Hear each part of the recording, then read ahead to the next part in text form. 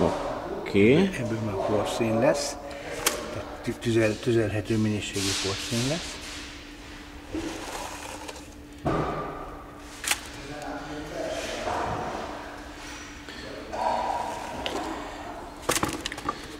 És ebből pedig tüzelhető minőségű porszín lesz, amelyet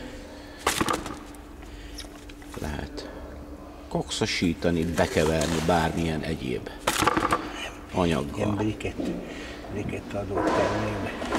Briketszerűség, ami bekeverjük akár náttörekkel, és gyönyörű szép fűtőértékű tüzelőanyagot kapunk.